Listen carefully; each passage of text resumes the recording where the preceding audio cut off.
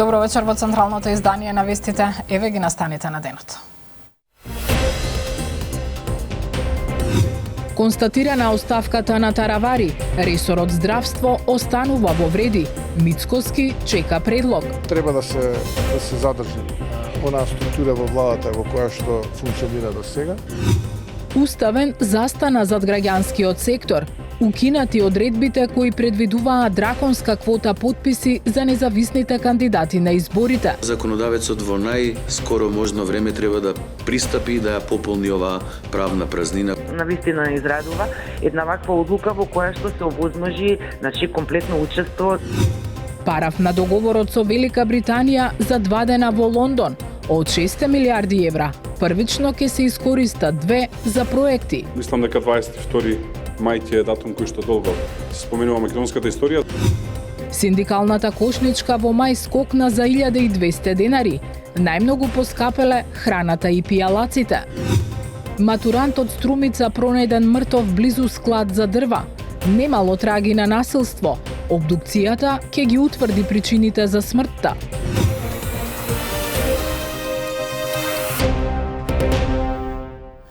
Собранието ја констатира оставката на министерот за здравство Арбен Таравари, како и на двајцата заменици министри од неговата партија. Премиерот Мицкоски потврди дека ресорот здравство останува во вреди, но дека ќе го чека нивниот предлог. Вреди денеска ја официализираше пратеничката група. По оставката на пратеникот Салим Сулејмани очекуваа дека нивната пратеничка група ќе расте. Јана Јосифовска има повеќе. Констатирам дека согласно член 246 од Деловникот на господин Арбен Таравари му престанува мандатот министер кој раководи со Министерството за здравство. Арбен Таравари и формално повеќе не е министер за здравство. Собранието на денешната седница ја констатираше неговата и оставките кои од функциите ги поднесоа заменик министрите за земјоделство Фљакрон Беџети и за одбрана Елфети Исмаили од редовите на Алијанса за албанците. Ниту Таравари, ниту двајцата заменици министри не беа присутни на денешната собраниска седница за да ги образложат оставките, а нивниот пример денеска го следи и националниот координатор за нови технологии Блерант Рамадани. Премиерот Мицкоски потврди дека Министерското место за здравство останува за вреди, но ќе го чека нивниот предлог за наследник на Таравари. Јас очекувам оваа најдоцна следната недела имињата на членовите на владата да бидат познати и доставени до пратениците. Мислам дека треба да се задржи онаа структура во владата во која што функционира до сега. Така што очекувам предлог, па да видиме нормално со какви квалификации располага предлог. По последните оставки од владините функции, лидерот на Беса Билјалка Сами оценува дека сега има и трета алијанса за албанците, но за нив се важни да ги задржат гласачите кои претходно го гласаа Таравари. Прашан кој ќе ги замени тие што поднесоа оставка во владата, рече дека во тек се консултации со премиерот и денови веќе бидат познати нивните имиња. Овие денови веќе имаме консултации со премиерот, каде што ќе се знаат имињата на министерствата и министерства кај ќе има министри, заменик министри. За нас е тоа важен процес за тоа што Министерството за здравство е многу важно министерство за да имаме резултати кои сме ги нуделе на граѓаните на последните парламентарни избори. Затоа за нас е многу важно персоналното решение за следниот или идниот министер за здравство. Во меѓувреме вреди ја официализираше и новата пратеничка група која сега брои 9 пратеници. Координаторот Беким Ќоку очекува 10-тиот пратеник кој ќе им се приклучи да биде Салим Сулејмани од крилото на Таравари, кој викендов се повлече од партиските функции, но веројатно ќе ја задржи пратеничката функција. Ќоку упати апел и до другите пратеници, особено до оние кои го поддржаа крилото на Таравари, да се вратат во групата. Освен пратеникот Сулејмани, по различен пат со Таравари тргна и вице-премиерот за добро владење Арбен Фетаи, кој веќе известно е дека ќе остане дел од владата. Тој во телевизиско интервју синоќа изјави дека Алијанса за албанците се уште е дел од власта, бидејќи како што рече, од вкупно 50 државни функционери именувани од редовите на партијата, само тројца до сега поднеле оставка. Уставниот суд застана на страната на граѓанскиот сектор. Ги укина членовите од изборниот законник со кои се зголемија квотите на граѓански потписи кои требаше да ги соберат независните кандидати. Сега, според Уставен, се создава правен вакуум и се бара од собранието да го регулира прашањето, земајќи ги предвид аргументите на судот. Елизабета Дамјановска-Спасеновска. Уставниот суд на денешната седница ги укина членовите 17 и 18 од изборниот законник, со кои независните кандидати мораа да собираат илјадници потписи за да учествуваат на избори. Председателот на судот Дарко Костадиновски напомена дека одлуката е донесена со мнозинство гласови и при донесувањето било констатирано дека со овие членови бил нарушен политичкиот плурализам и ги нарушува човековите права и слободи. Сепак одлуката не е поништувачка, туку укинувачка, што значи дека не се враќаат по автоматизам претходните одредби, па во моментов независните кандидати немаат право да учествуваат на изборите, се додека собранието не постапи по одлуката на Уставниот суд. Со оваа одлука претходното правно правило не оживува. Ние можеме само да отстраниме неуставни норми од нашиот правен поредок. Тоа значи дека законодавецот во најскоро можно време треба да пристапи и да ја пополни оваа правна празнина која настапи со нашата одлука.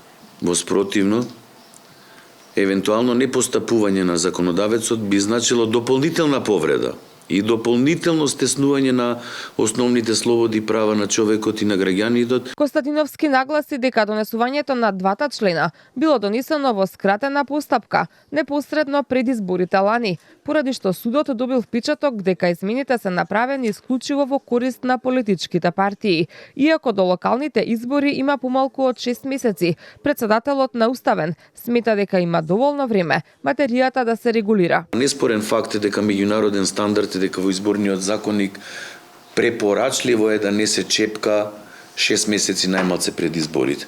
Но ако ги видите овие измени, овие се направени неколку дена пред изборите во 2024. Значи, тој аргумент не може да биде користен во никој случај, бидејќи сега имаме одлука на Уставен суд. Значи, Уставниот суд со своја одлука отстранил неуставни одредби од изборниот законник. Очекувано граѓанските активисти што ја поведува иницијативата се задоволни од исходот. Татјана Стојановска, која е една од нив, вели дека поради ваквата одлука се враќа и довербата во институциите. Навистина израдува една ваква одлука во која што се овозможи, значи, комплетно учество, релативно непречено учество на граѓанските листи, изборни листи, односно независните. Се надевам дека собранието ќе најде веднаш еден правен начин да го реши, да ја реши оваа дупка. Тоа е меѓу две оштрици, искрено да ви кажам. Измените што сега се укинати беа изгласани на 7 март 2024 година и предвидуваа значително отежнати услови за поднесување на независни листи, бидејќи наместо најмногу 1000 потписи требаше да се соберат 1% од вкупниот број гласачи запишани во конкретната изборна единица. За поднесување на листа во град Скопје, на пример, тоа значеше над 4600 потписи. Судиката Елизабета Дуковска денеска не се појави на редовната седница на Уставниот суд. Незините предмети ќе бидат распоредени кај останатите судии. Судијата Осман Кадрио праша зошто на Управниот суд му требало толку време за да одлучи по тужбата на Антоанита Димовска. Михајла Видемлиски. Судијката Елизабета Дуковска денеска не се појави на седницата на Уставниот суд откако Управен одлучи дека била незаконски избрана. Нејзиното столче остана празно, а предметите кои ги работела ќе бидат распоредени кај останатите судии. Председателот на судот Дарко Костадиновски не сакаше да ја коментира одлуката на Управен суд, но го повтори ставот дека е направен правен преседан. Не е дека нема што да каже. Значи, оваа одлука на Управниот суд ќе произведува правни последици. Ќе оставиме да видиме и науката, и струката, ако има потреби Уставниот суд, евентуално во иднина да се произнесеме за оваа состојба. Зашто ова е состојба? Правна состојба. Зашто е многу едноставно ви кажав, имаме пресуда, таа пресуда ни прави правна состојба, таа правна состојба создава правни импликации и веќе ги гледаме. Уставниот судија Осман Кадрио очекува сега собранието да констатира престанок на мандатот на Дуковска. Дали може, ве молам, управниот суд да поништи одлука за избор на судија на Уставен суд? Тоа е прво прашање, доста дискутабилно и доста спорно. А другото што е проблематично и најпроблематично, и тука носи вина управното судство, не се пуштаме ние во законитост на нивната одлука. Ве молам, зарем е можно за избраниот судија, управниот суд се произнесува со поништувачка одлука после 2 години? Судскиот совет се уште нема официјален став по одлуката на управена за уставните суди. Токму советот е сега на потек да спроведе постапка и да предложи нов кандидат за судија. Според председателката Силјановска Давкова, пак вината е кај судскиот совет, бидејќи во 2023-та не гласале за другите кандидати за уставен судија. Сега не би смело си одлуките да се проблематизираат, меѓутоа не може да остане во Уставниот суд особа која што е избрана на неуставен, па ако сакате и на незаконски начин. Оти каков е тој надпревар ако имате повеќе, а некој си одлучи дека завршена е битката. Председателот на Уставен Костадиновски повторно посочи на последиците од поништувањето на изборот на Дуковска, дека на неодредено одложена подготвителната седница за законот за јазиците, но и дека сите останати одлуки во кои таа учествувала се конечни и извршни и дека нема по службена должност да ги преиспитуваат. Председателката Силјановска го утврдила, но се уште не го открива кандидатот за гувернер. Не го кажувам пред новинари прво името, нема да ми се лутите. Четврток, вице-премиерот Александар Николовски во Лондон ќе го потпиша договорот со британските власти со кој на земјава ќе и бидат ставени на располагање 6 милиарди евра за инвестициски проекти. Николовски уверува дека финансиската рамка, од која првично ќе се трошат 2,2 милиарди, ќе може да се користат по досега најповолни услови. Миријана Мирчевска-Јовановиќ. Владата денеска го усвои стратешкиот договор со Велика Британија. Потписот ќе биде ставен во четврток. Во Лондон во четврток присутни ќе бидат вице-премиерот Александар Николовски, кој ќе стави потпис на договорот, а со него ќе бидат и министерката за образование Весна Јаневска, министерот за животна средина и вице-премиер Изет Меджити и директорот на железници и инфраструктура Синиша Ивановски. Николовски објасни дека ќе бидат во согласност со важечкото законодавство, правилата и националните политики на двете земји, а покрај веќе објавените проекти во инфраструктурата и здравството ќе се разменуваат знаења и практики во повеќе области. Сметам дека се работи за историски момент, за датум кој што ќе остане во аналите на македонската историја. Мислам дека 22 мај ќе е датум кој што долго се споменува македонската историја, затоа што се работи за досега најобемен договор кој што Македонија го постигнала со било која држава. Финансиската рамка изнесува 6 милиарди евра, што Македонија не мора да ги искористи во целост. Според Николовски станува збор за проектно финансирање и исклучиво за реализација на инфраструктури, кои во целост деталите не ги откри. Условите ќе бидат најдобри досега. Појасни дека грејс периодот е врзан со завршување на проектите. Нема да се работи за фиксно финансирање, туку финансирањето ќе е врзано со проектот. Кај некои проекти рочноста ќе е пократка на враќање, кај некои ќе е подолга. Тоа ќе зависи од кондицијата на македонската економија и буџет, но исто така и од реализацијата на проектите. Волку средства колку што ние обезбедуваме.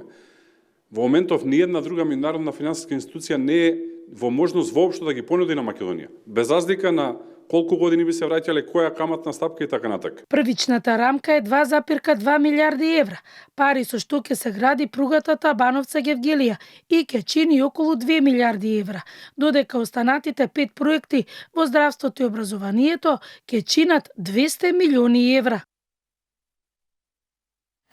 Минималните трошоци на едно 4-члено семејство во мај се зголемени за 1217 денари во споредба со април, покажуваат податоците што денеска ги објави ССМ. Синдикалната минимална кошничка, според објавените податоци, во мај изнесува 63.908 денари. Со изнајмен стан од 60 квадрати, синдикалната кошничка изнесува 79.283 денари. Трошоците за храна и пијалаци во мај изнесуваат 22.434 денари и се за 954 денари зголемени во споредба со април. Во услови на зголемени трошоци за живот, особено по завршувањето на мерките на владата, упатува на тоа дека е потребен раст на платите, велат од ССМ. Премиерот Мицкоски денеска повтори дека ако анализите покажат нефер однесување, ќе има нови мерки. Да ги почекаме индикаторите, потрошувачката кошничка зависи од однесувањето на трговските ланци, но и на снабдувачите, дистрибутерите, производителите. Ние рековме дека како влада трикови нема да толерираме, но исто така и не мислам дека е сезонско овошје, јагоди, цреши, лубеници и така натаму за овој период од годината, но како и да е, ако забележиме неконвенционално однесување, тогаш се разбира дека ќе делуваме како влада. Од СДСМ вела дека податоците на Сојузот на синдикати се поразителни и дека за една година се случил дебакл на економските политики на владата. Народот крпи крај со крај, функционерите на ВМРО-ДПМН живеат надвор од реалноста во свет на папаја, манго, октоподи. Како да не било доволно во април и мај, па сега СОЗР склучила милионски договори за нови луксузни јадења, за лигни, школки, за лосос. 3 минимални плати се потребни за да може да се преживее месецот. Животот е се поскап, платите стојат, а мерки од владата нема. Председателката Гордана Силјановска-Давкова потврди дека го утврдила кандидатот за гувернер на Народната банка, но и денеска не го откри неговото име. Најверојатно ќе го објави утре, на денот кога истекува 7-годишниот мандат на актуелната гувернерка. Премиерот Мицкоски од новиот гувернер очекува макроекономска стабилност. Маја Стојановска. Председателката Гордана Силјановска-Давкова веќе се одлучила за името на идниот гувернер на Народната банка, но засега не сака да го открие. Таа во изјава за медиумите кажа дека не би сакала одлуката прво да ја објави пред новинарите, а според нејзините најави, тоа се очекува да го стори утре. Силјановска-Давкова нагласи дека освен што за конечната одлука се водела од разговорите кои ги имала со потенцијалните кандидати, таа дополнително се консултирала и со експерти од областа и со луѓе кои претходно биле на функцијата. Не го кажувам пред новинари прво името, нема да ми се лутите, но веќе мислам дека знам. Јас мислам дека ако ги оценуваме кандидатите, тие со кои јас разговарав, веќе ги чувте имињата, нели? Низ призма на експертско знаење, дека немам проблем. Ние сме имале среќа во оваа држава и одлично сме се однесувале кон оваа функција. Председателката викендов одржала состаноци со тројцата потенцијални кандидати. Сегашната гувернерка Анита Ангеловска-Бежовска, поранишниот министар за финансии Зоран Ставрески и неговиот претходник и актуелен председател на Советот на град Скопје Трајко Славески, но побара уште неколку денови за одлуката, бидејќи како што рече, предлогот треба да биде прифатлив за мнозинството во собранието. Ова предизвика шпекулации во јавноста, дека Силјановска и владата имаат различни фаворити, но премиерот Мицкоски демантира дека постојат несогласувања и најави уште една средба со председателката, по која ќе биде утврден конечниот предлог. Денеска Мицкоски кажа дека очекува новиот гувернер да има добра соработка со владата.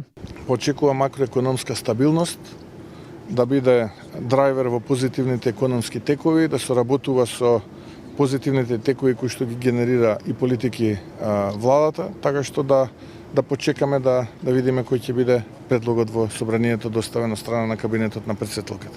Инаку 7-годишниот мандат на актуелната гувернерка истекува утре, но таа има можност за уште еден реизбор. По предлогот на председателката, гувернерот треба да се избере во собранието со просто мнозинство.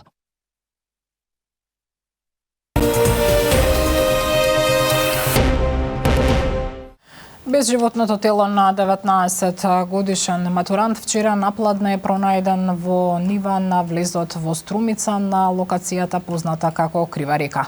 На телото немало траги на насилство, а надлежните утврдуваат што довело до смрт кај младото момче. Обвинителката Виолета Милчовска за Канал 5 вели дека е направен увид, како и дека побараната обдукција е завршена.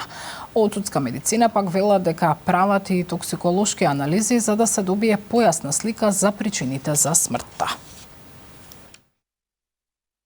Вчера, 19 мај во 12:05 часот, во полициската станица Струмица е пријавено дека на место викано Крива река, Адерна Струмица, е пронајден починат 19 годишниот МА од Струмица. Лекар констатирал смрт без видливи траги на насилство. Увид на местото извршија јавен обвинител од Основното јавно обвинителство Струмица и екипа на СВР Струмица. По наредба на обвинител, телото на починатиот е дадено на обдукција. План има, реализација нема. Ефектите од аерозагадувањето во Скопје и во другите градови тема на денешната надзорна расправа во Собранието. Дел од екоактивистите посочија дека во изминатите 10 години само се тапка во место, а ненаменски се користеле и пари кои не донеле никакво подобрување.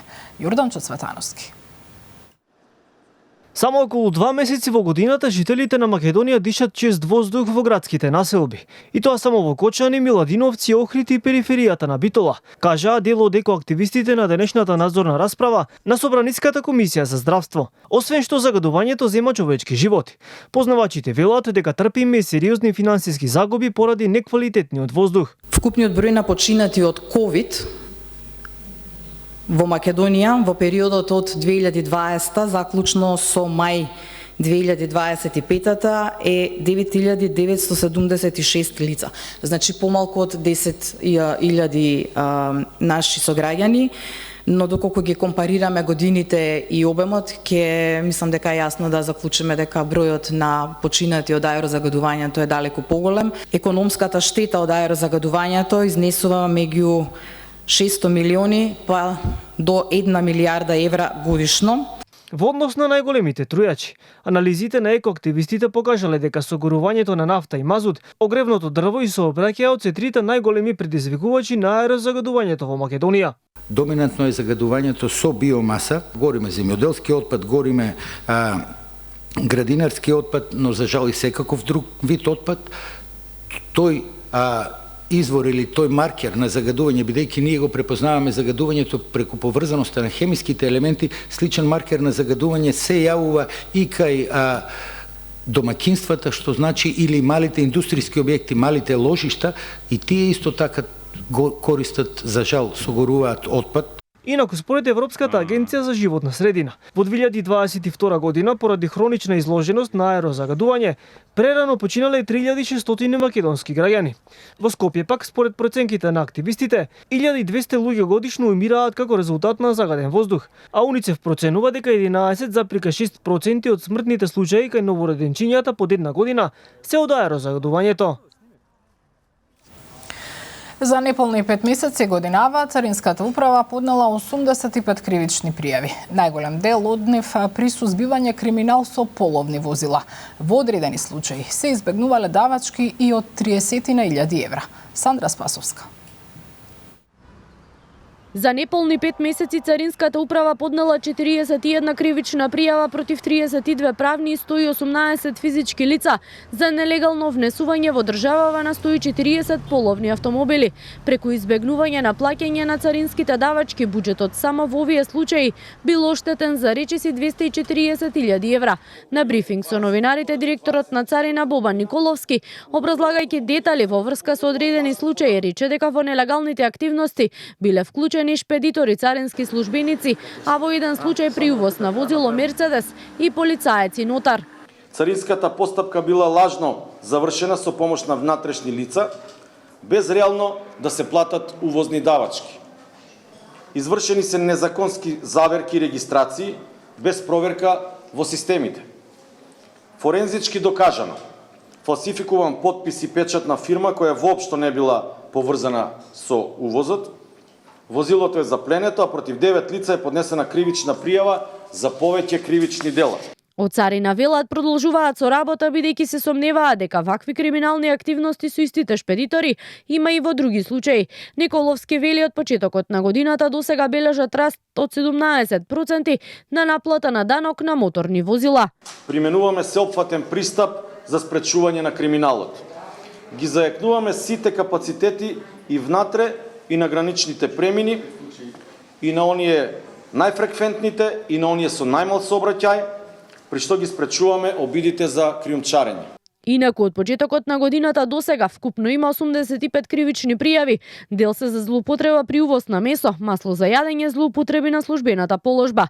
Како позитивен пример Николовски го спомена граничниот премин Пелинце, каде вели со години не се памети да има записник за кривично дело, а токму на тој граничен премин пред извесен период бил спречен обид за кријумчарење злато и сребро во вредност од 39.000 евра.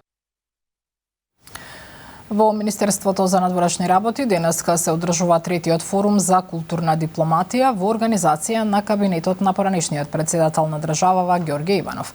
Темата на овогодишниот форум е одржлив развој и културна дипломатија, поттикнување глобални партнерства. Културната дипломатија не треба да се разбира како еднонасочен процес на извоз на вредности, туку како взаемна размена. Диалог меѓу култури, при што не е важно кој кого ќе убеди, туку кој кого ќе разбере. Политиката без култура е изгубена насока. Затоа денес од овој форум повикуваме на глобално партнерство за човечко достоинство. Партнерство каде културната дипломатија не е само протокол, туку жив диалог. For me, your country is and will always be Macedonia.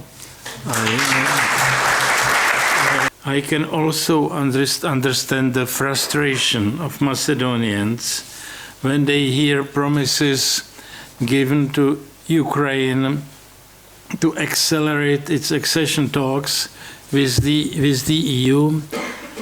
As compared to Ukraine, you are not at war. Your country is not half destroyed and your country functions in a standard way. Само вистина со Елизабета Галевска во продолжение на Канал 5. Останете со нас.